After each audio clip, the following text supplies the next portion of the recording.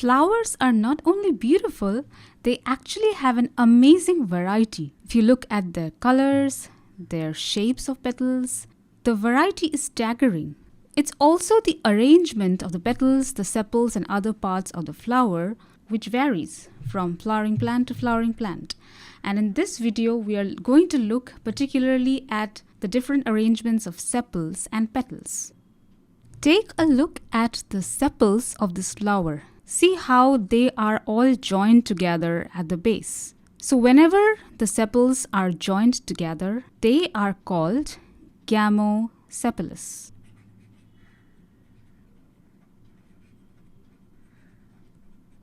Gamo means marriage.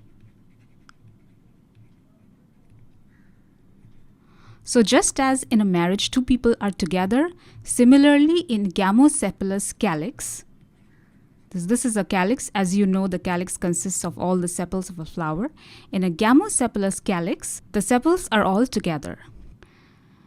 The opposite of gamosepalous is polysepalous, in which, like in rose, as you can see, the sepals are completely separate. They are not joined together at all. So the term for that is polysepalous. Poly, as you know, is many. And there are many sepals which are separate. That's why we call them polysepalous. And we have a very similar thing going on for petals as well. So for example, in this flower, as you can see, the petals are all kind of joined together. Hence, what do you think we'll call them? Gamopetalous. And just like polysepalous, we have something called polypetalous. Like in the hibiscus flower, all the petals are completely separate from each other. So this is called polypetalous. Corolla, as you know, corolla consists of the petals. So polysepalous calyx, polypetalous corolla, and here it's gamopetalous corolla.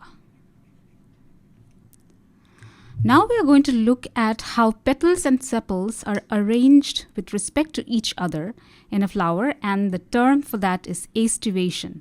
So aestivation is nothing but arrangement of sepals or petals.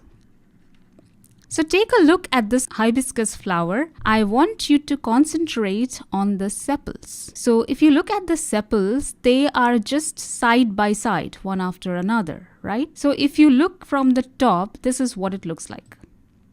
This is the arrangement of the sepals of the hibiscus flower. So each of these represent a sepal and they are side by side.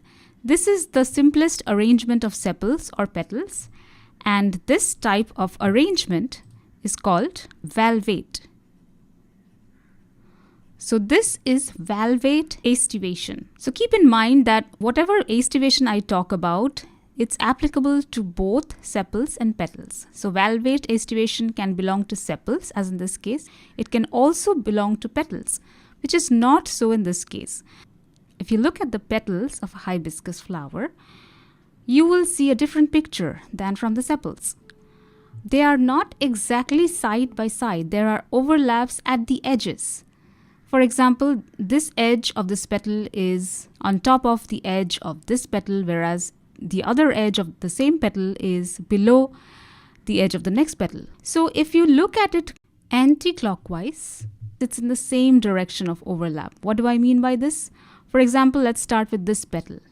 Its left edge is over the edge of the previous petal and its right edge is below the edge of the next petal.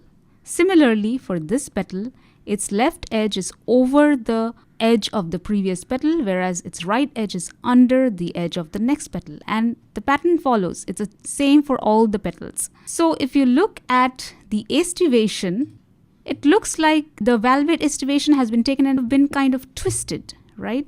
So that's why this kind of aestivation is called twisted aestivation. Another type of aestivation is a little more complicated. For example, if you look at this flower, You see this particular petal, for both edges it is under the adjacent petals. Whereas for these two petals, the story is a little bit different. For both of these petals, one of the edges are above the adjacent petal and the other of the edges are below the adjacent petal. So this is more complicated than both valvate and twisted, and the name for this is imbricate. So the same pattern as the petals. So this petal overlaps both of the adjacent petals, whereas the adjacent petals in turn overlap a little bit differently. So in imbricate aestivation, so this is called imbricate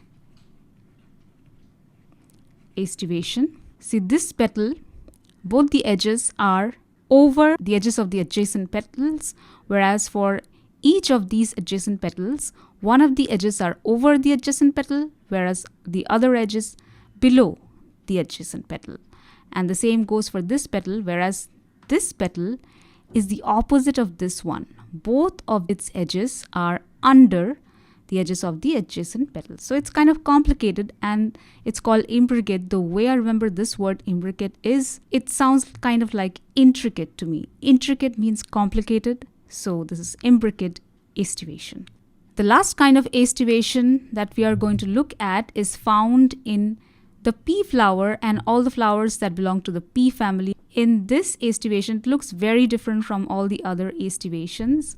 There is a big petal which overlaps all the other petals, and then there are these two petals which are overlapped by the biggest petal, and then there are the smallest petals which are overlapped by all the other petals. So let's look at the diagram, simplified diagram. So this is the biggest petal that overlaps all the others, and it's called the standard. A standard means a flag or a banner, and this is kind of big, kind of like a flag or a banner, hence it's called the standard. The standard overlaps these two petals which are present on the sides and are called wings. And then the innermost petals, which are overlapped by everything else, are the smallest ones and kind of present at the base of the petal. They are called keels. Keel is the name given to the structure at the base of a ship that gives support. Since this is also present at the base of the flower, it's called the keel. And I'm calling these two petals, and yet there is this link between these two. That's because often in this type of aestivation, the keel petals are joined at their bases. And this type of aestivation is called the vexillary aestivation, present in the pea family. So we have looked at how sepals and petals can be attached or free and are called camosepalous, camopetalous, polysepalous or polypetalous, and what aestivation is and the different types of aestivation: valvate, twisted, imbricate, and vexillary.